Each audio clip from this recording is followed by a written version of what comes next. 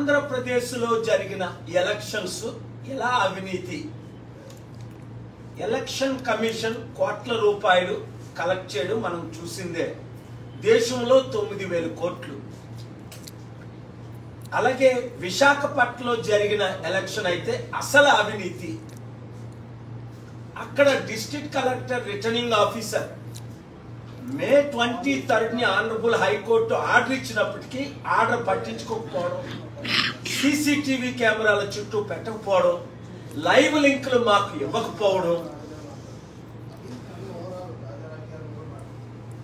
అక్కడ ఈవీఎంలు ట్యాంపర్ అవ్వడం, ఒక్కొక్క బూత్లో 2,000 బూతుల్లో ఎన్ని ఓట్లు మాకు పడ్డాయి, ఆ బూత్లో కనీసం ఒక బూత్లో 80 ఓట్లు మా main coordinator family members, church members వేస్తే అక్కడ ఒక్క ఓటు కౌంట్ లేదు. మా ఫాదరు ఫ్యామిలీ మెంబర్స్ 25 మంది దగ్గరుండి 20 ఓట్లు వేస్తే 2 ఓట్లే కౌంటింగ్.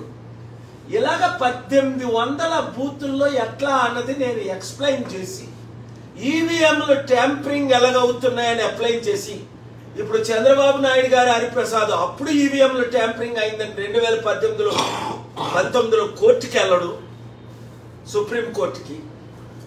ఇది వరస్ట్ ఎలక్షన్. చరిత్రహీనులుగా మిగిలిపోతారా?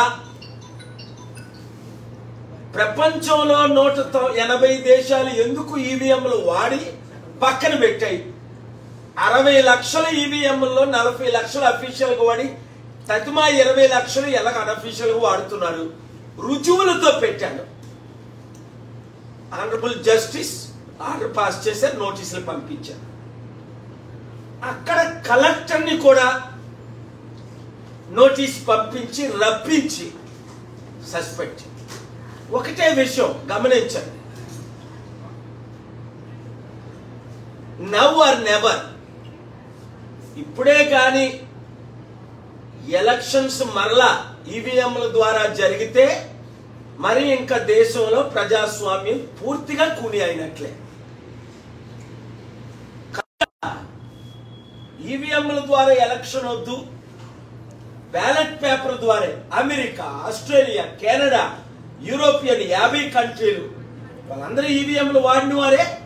ఇప్పుడు ఈవీఎంలు వాడట్లేదు, పక్కన పెట్టి. ఎందుకు? ఎలక్ట్రానిక్ మెషిన్ ఏదైనా ఎలా ట్యాంపరింగ్ అవుతుంది?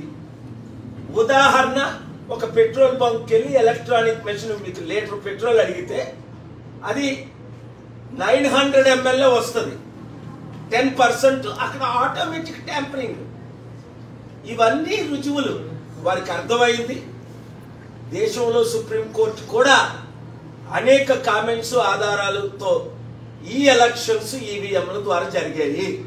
1, ఆంధ్రప్రదేశ్లో ఎలక్షన్లు రద్దు చేయాలి.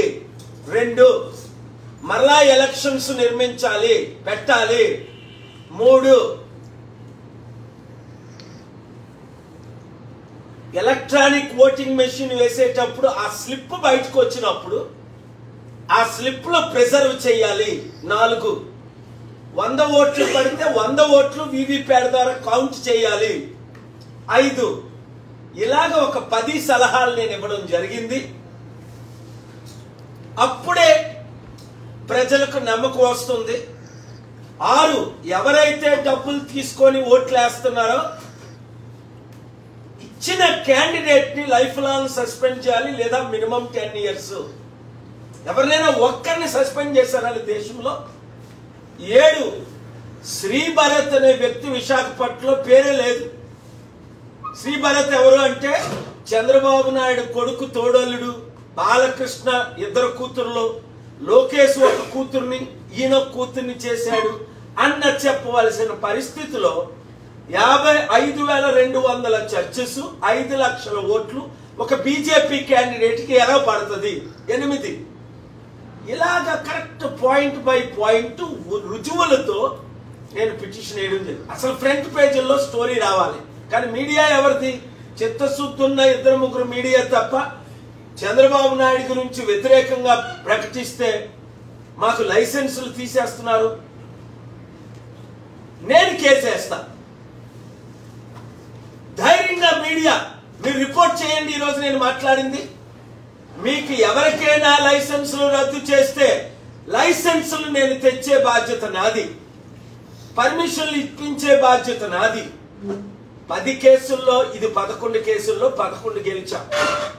లేదు అంటే దేశాన్ని స్తంభింపజేస్తాం, రాష్ట్రాన్ని స్తంభింపజేద్దాం. లాస్ట్ వీక్ మీరు అడిగినప్పుడు పొలిటికల్ ప్రశ్నలు అడగండి అన్న, ఎందుకంటే ఈవీఎం ముఖ్యమంత్రికి మేము ఇన్విటేషన్ ఇచ్చాం చంద్రబాబు నాయుడు గారికి, రండి అమెరికా అక్టోబర్ 2ని సమిట్ పెడదాం అన్నాం. ఇప్పటి వరకు ఆ జనార్దన్ గానే ఆయన ఎక్స్ఎమ్మెల్సీ ఆయనతో ఉన్న ఆయన ఎప్పుడు సార్ మీ ద్వారా 2014లో గెలిచిన ఆయన కనీసం రెస్పాండ్ అవ్వలేదు. నిన్న కోర్టులో కూడా చెప్పాను, దాని మీద కూడా కేసేస్తానని. చంద్రబాబు నాయుడు గారు వీసా ఇచ్చిన కౌన్సిలర్స్ ను కలుస్తున్నారు. వీసా ఇస్తారు కౌన్సిలర్స్ ని కలిస్తే, సంతకాలు పెట్టరు ప్రెసిడెంట్లు ప్రైమ్ మినిస్టర్లు. ఇలాంటిది ఎంతకాలం గిమిక్ చేస్తారు? ఖజానాలో డబ్బులు లేవు, ఓకే, మరి డబ్బులు తెద్దాం, 13 లక్షల కోట్ల అప్పులు తీస్తాం, కోట్ల మంది స్టీల్ ప్లాంట్ అమ్ముకుంటా ఆపుదాం, కోట్ల ఉద్యోగాలు సృష్టిద్దాం. కోటి ఉద్యోగాలు అంటే ముఖ్యమంత్రులు రెస్పాండ్ అవ్వట్లేదు. తెలివైన ప్రజలు, ఇదే నేను మీకు ఫైనల్ వార్నింగ్, చలో అంటే మీరు ధర్నాలు చేయాలి. 7569441275 కి గ్రూపులు పెట్టండి.